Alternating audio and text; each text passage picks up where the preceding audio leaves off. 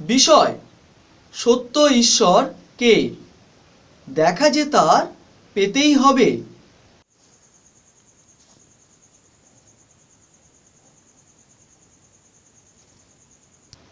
পৃথিবীতে মানুষ সর্বত্র ছড়িয়ে ছিটিয়ে বসবাস করছে। অনেক মানুষ আছে যারা সত্য ঈশ্বরকে খুঁজে বেড়াচ্ছে। পৃথিবীতে প্রায় 4300টি ধর্ম আছে, এর থেকেও বেশি ধর্ম হতে পারে, এবং তাদের কাছে আলাদা আলাদা শাস্ত্র আছে। সকলের কাছে একই রকমের শাস্ত্র নেই, একটাই শাস্ত্র নেই। প্রত্যেকের কাছে আলাদা আলাদা শাস্ত্র বা ধর্মগ্রন্থ আছে। প্রত্যেকেই তাদের কাছে যে শাস্ত্র আছে সেই শাস্ত্রকে তারা পবিত্র গ্রন্থ বলে সম্মান করেন। প্রত্যেকটা ধর্মের আলাদা আলাদা ঈশ্বর বা ভগবান আছেন। কোনো কোনো ধর্মের মানুষের কাছে একাধিক ঈশ্বর বা বহু ভগবান বা বহু ঈশ্বরকে দেখা যায়, এবং ভিন্ন ভিন্ন নামের দেবদেবীও আছে। পৃথিবীতে যে এতগুলো ধর্ম আছে, এই ধর্মপ্রাণ মানুষরা বিশ্বাস ও দাবি করেন তাদের কাছে, অথবা তারা যে ভগবান বা ঈশ্বরের উপাসনা করেন তিনিই সত্য ঈশ্বর বা সত্য ভগবান। তাদের কাছে যে দেবদেবীরা আছেন তারাই হলো সত্য। কিন্তু শাস্ত্র বলছে ঈশ্বর অদ্বিতীয়, তিনিই হলেন একমাত্র ঈশ্বর, দ্বিতীয় কেউ নয়। আর একমাত্র ঈশ্বরই সমস্ত কিছুকে সৃষ্টি করেছেন।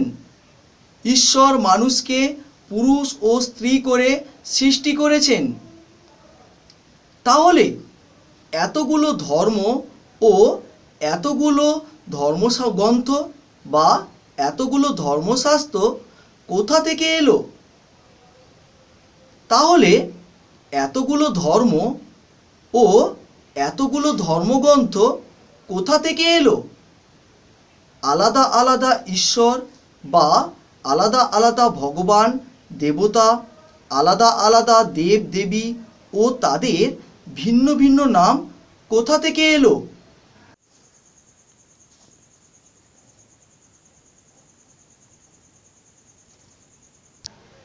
আমি আপনাদের কাছে এই প্রশ্ন রাখলাম। ঈশ্বর গাছ বানিয়েছেন, একটা গাছকে বানাননি। আলাদা আলাদা জাতের গাছ বা আলাদা আলাদা প্রজাতির গাছকে ঈশ্বর সৃষ্টি করেছেন, যেমন আম, জাম, কাঁঠাল, নারকেল, তাল ইত্যাদি। ঈশ্বর পাখি বানিয়েছেন, একটা পাখিকে সৃষ্টি করেননি। জোড়া জোড়া করে নানা জাতীয় পাখিকে ঈশ্বর সৃষ্টি করেছেন। জলে থাকার জন্য নানা জাতীয় মাছকে ঈশ্বর সৃষ্টি করেছেন। এক ধরনের জাতের মাছকে ঈশ্বর সৃষ্টি করেননি, বিভিন্ন জাতের মাছকে সৃষ্টি করেছেন।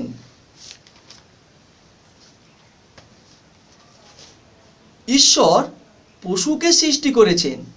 আমরা দেখেছি কত ধরনের পশু এই পৃথিবীতে আছে। ঈশ্বর আলাদা আলাদা জাতের জোড়া জোড়া করে সৃষ্টি করেছেন, যেমন বাঘ, সিংহ, হাতি ইত্যাদি। শাস্ত্রে লেখা আছে ঈশ্বর নিজের প্রতিমূর্তিতে ও নিজের সাদৃশ্যে মনুষ্যকে সৃষ্টি করেছেন, পুরুষ ও স্ত্রী করে নির্মাণ করেছেন। ঈশ্বর মানুষকে নানা জাতির বা আলাদা আলাদা জাতের করে নির্মাণ করেননি। ঈশ্বর গাছ, মাছ, পাখি ও পশুকে আলাদা আলাদা জাতের করে নির্মাণ করেছেন। ঈশ্বর মানুষকে নিজের প্রতিমূর্তিতে ও নিজের সাদৃশ্যে পুরুষ ও স্ত্রী করে মাত্র এক জোড়া নির্মাণ করেছেন। কিন্তু আজকের আমরা দেখতে পাই মানুষের মধ্যে জাতি ও ধর্মের বিভেদতা ও ভাগাভাগি। এই জাতি ও ধর্মের বিভেদতা কে করেছেন?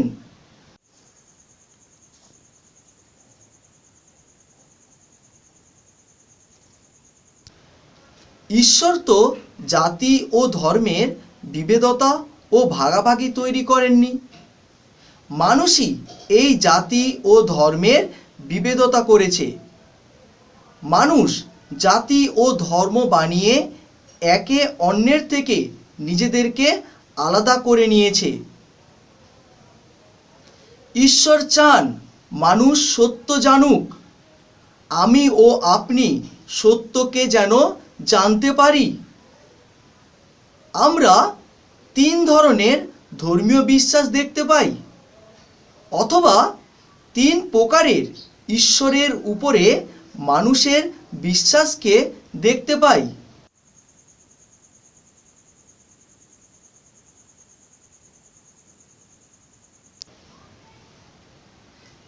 প্রথমত, সর্বেশ্বরবাদ।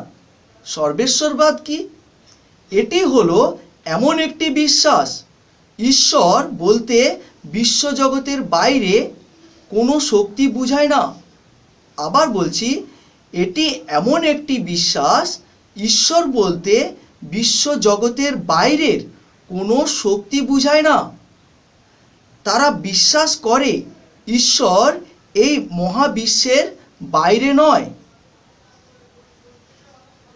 এই মহাবিশ্ব বা এই প্রকৃতি জগৎই হলো ঈশ্বর।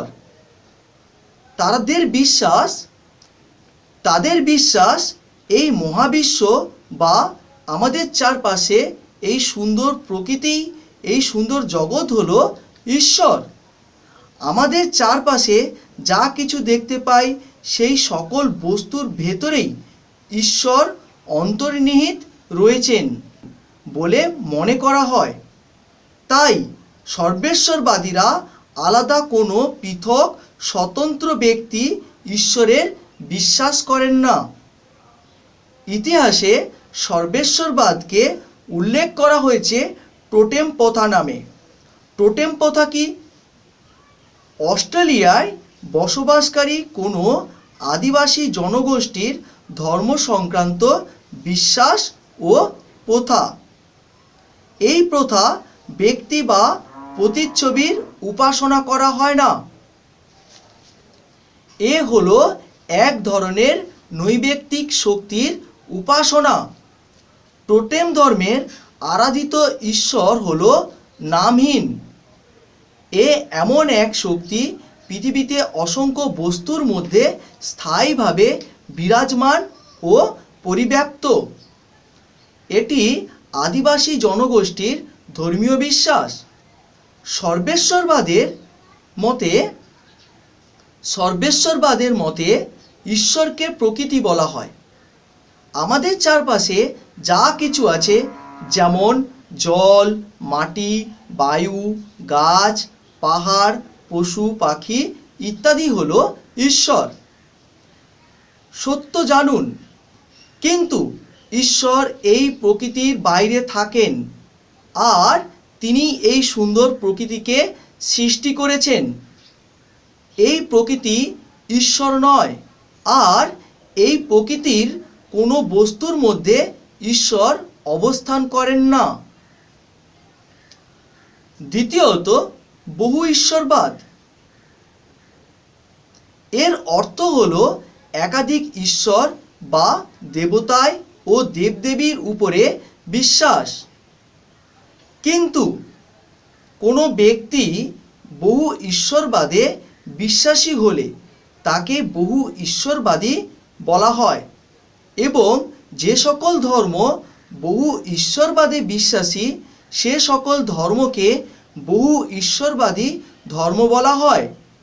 বর্তমান পৃথিবীতে অসংখ্য বহু ঈশ্বরবাদী ধর্মের চর্চা এখনো হয়ে থাকে, যেমন হিন্দু ধর্ম, রোমীয় ধর্ম এবং মিশরীয় ধর্ম বহু ঈশ্বরবাদে বিশ্বাসী ও উপাসনা করেন। বহু ঈশ্বরবাদে এই একাধিক দেবদেবী কিভাবে এলো?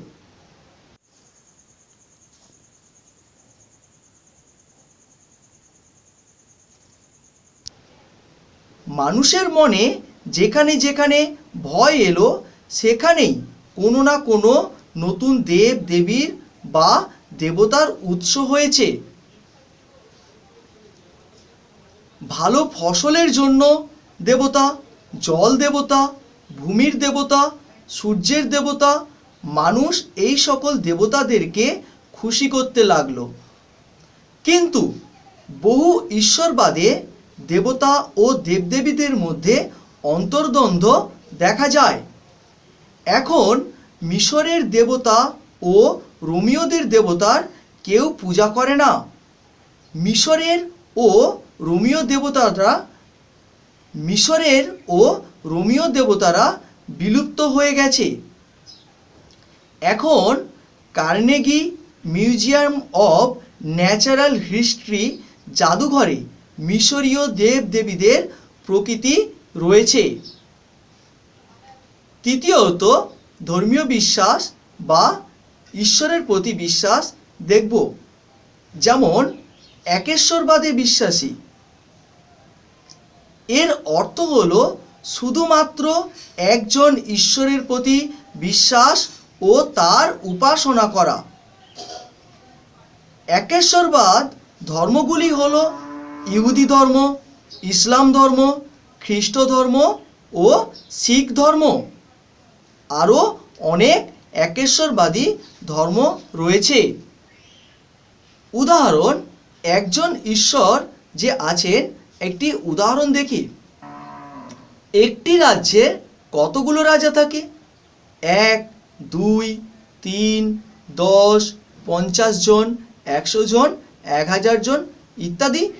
না, একটি রাজ্যে একটি মাত্র রাজা থাকে, একাধিক রাজা থাকতে পারে না। ঠিক একই রকম ঈশ্বর হলেন একমাত্র রাজা। তিনি সমস্ত কিছু সৃষ্টি করেছেন। ঈশ্বর তার সৃষ্টির সমস্ত কিছুর উপরে রাজত্ব করছেন। ঈশ্বর ছাড়া আর কেউ নেই এই সৃষ্টির উপরে ও আমাদের উপরে রাজত্ব করতে পারে। কারণ ঈশ্বর হলেন একমাত্র রাজা। একাধিক ঈশ্বর বা ভগবান ও দেবদেবীরা আমাদের উপরে রাজত্ব করতে পারে না এবং তারা রাজাও হতে পারে না। আরও এক ধরনের আমরা বিশ্বাস দেখতে পাই। তারা বলে সবাই এক। এরা কাউকে ভুল বলে না। কোনো ধর্মকে ভুল বলে না, কোনো ঈশ্বরকে মিথ্যেও বলে না। এদের কাছে সর্বেশ্বরবাদীরাও ঠিক, বহু ঈশ্বর বিশ্বাসীরাও ঠিক এবং যারা এক ঈশ্বরের উপর বিশ্বাস করে তারাও ঠিক। এরা এই রকম উদাহরণ দেয়, যেমন জলকে নিয়ে। জলকে কেউ ওয়াটার বলে, কেউ জলকে পানি বলে ইত্যাদি। উদাহরণটা ঈশ্বরের জন্য ভালো। পৃথিবীতে অনেক ভাষা আছে, মানুষ আলাদা আলাদা ভাষাতে কথা বলে। আমি আমার বাংলা ভাষাতে সৃষ্টিকর্তা ঈশ্বরকে ভগবান বা ঈশ্বর বলি। হিন্দি ভাষার মানুষ ঈশ্বরকে পরমেশ্বর বলে, ইংলিশ ভাষাতে গড বলে এবং আরবীয় ভাষাতে ঈশ্বরকে আল্লাহ বলে। আমরা কোনো আলাদা আলাদা ব্যক্তিকে ডাকছি না, আমরা একজন ব্যক্তিকে আলাদা নামে ডাকছি। এই নামের একটাই ও সার্বজনীন অর্থ, তিনিই একমাত্র স্বয়ং স্রষ্টা ও অদ্বিতীয় ঈশ্বর। কিন্তু এখানে মানুষ আলাদা আলাদা ব্যক্তিকে স্রষ্টা ও অদ্বিতীয় ঈশ্বর বানিয়ে দিয়েছে। আমার প্রশ্ন, ঈশ্বর তো একজন এবং অদ্বিতীয়, একমাত্র রাজা। আলাদা আলাদা ঈশ্বর বা ভগবান, অনেকজন ঈশ্বর হয় কিভাবে?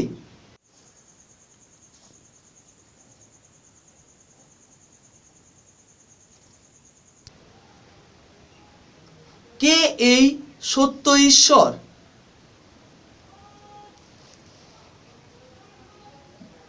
জিহুদিরা একেশ্বরবাদে বিশ্বাসী। জিহুদিরা একমাত্র ঈশ্বরের উপর বিশ্বাস ও উপাসনা করেন। এই একমাত্র ঈশ্বরই সমস্ত কিছুর সৃষ্টিকর্তা। জিহুদিরা যেহোবাকে একমাত্র ঈশ্বর রূপে মান্য করেন। যেহোবা হলো ঈশ্বরের নাম।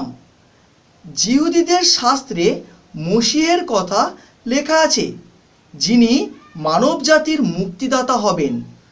আর ভবিষ্যতে মানব রূপে মসিহ এই পৃথিবীতে আসবেন এবং সকল মানব জাতির মুক্তির পথ হবেন। যীশু খ্রিস্ট মানব জাতির মুক্তিদাতা হয়ে এই পৃথিবীর মধ্যে আসলেন। যীশু খ্রিস্ট ক্রুশের উপরে নিজের জীবনকে বলিদান করলেন, আবার কবর থেকে 3 দিনের দিন জীবিত হলেন। আর যারা যীশু খ্রিস্টকে তাদের মসিহ রূপে অর্থাৎ মুক্তিদাতা রূপে বিশ্বাস ও অনুসরণ করেছিল, যীশু খ্রিস্ট তাদেরকে ঈশ্বরের সন্তান হবার অধিকার দিয়েছিলেন।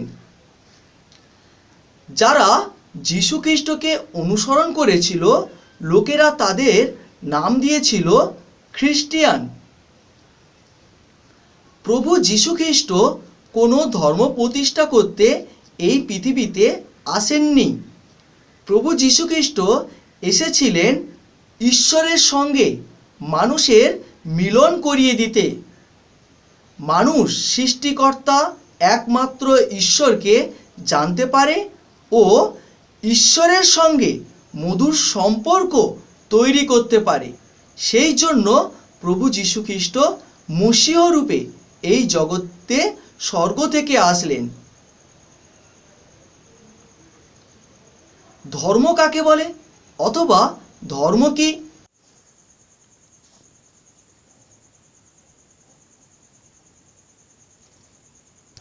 ধর্ম মানে ঈশ্বর, কোনো মূর্তি বা আকারের উপাসনা নয়। ধর্মের প্রকৃত অর্থ হল ন্যায় ও আদর্শ জীবন ও সমাজের বাস্তবতা। ধর্ম সব সময় সত্যকে কেন্দ্র করে গড়ে ওঠে এবং ভালো চিন্তা ও মানব সেবাই হল ধর্মের প্রাণবস্তু। বাস্তবে মানবিকতাই হল প্রকৃত ধর্ম। আর প্রভু যীশু খ্রিস্ট মানবিকতার ধর্ম আমাদেরকে শিখিয়েছেন। বন্ধুকে যেমন ভালোবাসো, শত্রুকেও ভালোবাসো। শত্রু যদি ক্ষুধার্ত হয় তাকে খাওয়াও, ও সে যদি পিপাসিত হয় তাকে জলপান করাও। আরও অনেক শিক্ষা প্রভু যীশু আমাদেরকে শিখিয়েছেন। সকল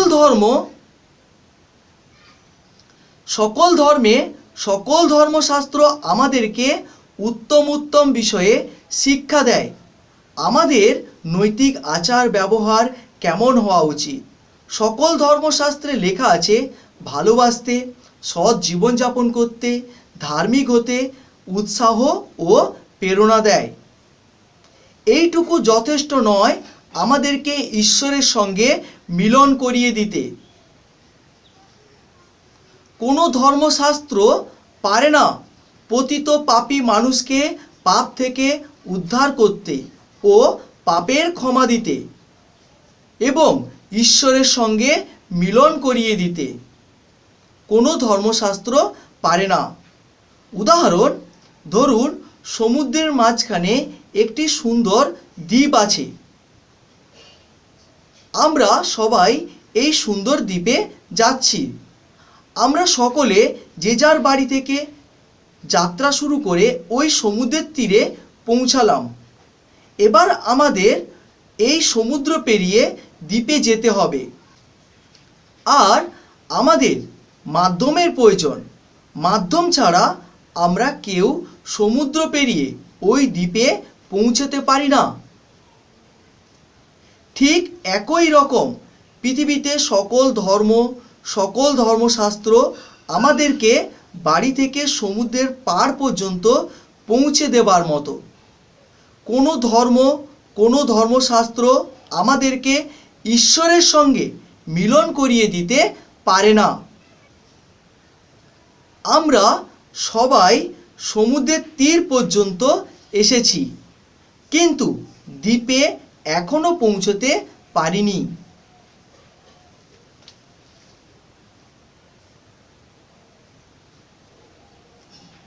মানবজাতির ইতিহাসে এখনো এমন কোনো ঘটনা ঘটেনি যে কেউ মানুষের সঙ্গে ঈশ্বরের মিলন করিয়ে দিয়েছেন, কেবলমাত্র প্রভু যীশু খ্রিস্ট ছাড়া।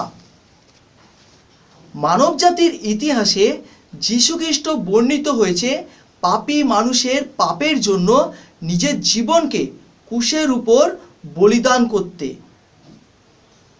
এবং পতিত পাপী মানুষদের জন্য যীশু খ্রিস্ট ঈশ্বরের কাছে ক্ষমা প্রার্থনা করেছেন, আর কেউ করেননি।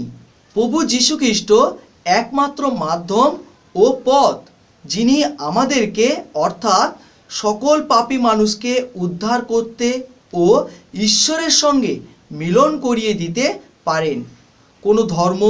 কোনো ধর্মশাস্ত্র আমাদেরকে ঈশ্বরের সঙ্গে মিলন করিয়ে দিতে পারে না।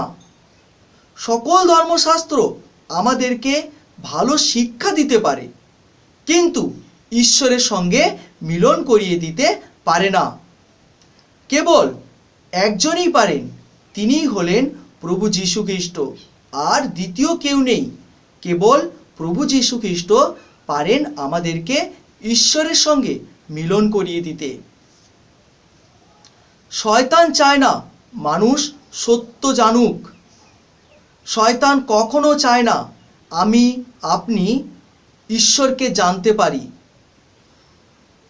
শয়তান তার মিথ্যা দ্বারা মানুষকে বোকা বানিয়ে রেখেছে। আমি আপনাকে বোকা বানাচ্ছি না, আমি আপনাকে সত্য বলছি। ধরুন আপনি একটা সুন্দর কলসি বানিয়েছেন, যা আগে কেউ কখনো দেখেনি, আর আপনি কলসিটাকে বাড়ির উঠোনে রেখেছেন। আর আপনার বন্ধু আপনার বাড়িতে এসেছে। পাশ থেকে অন্য একজন বলল, এই অপূর্ব কলসিটাকে আমি বানিয়েছি।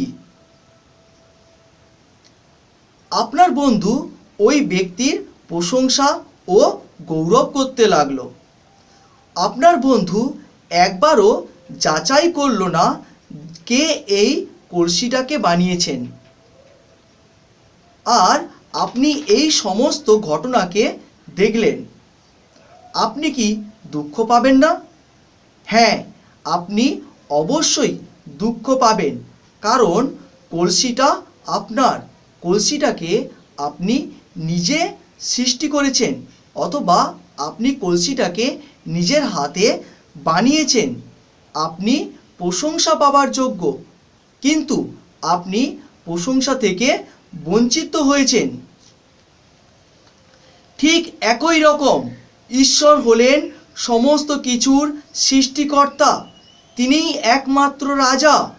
তিনি সকল প্রশংসা ও সকল আরাধনা ও সকল গৌরব পাওয়ার একমাত্র যোগ্য ঈশ্বর।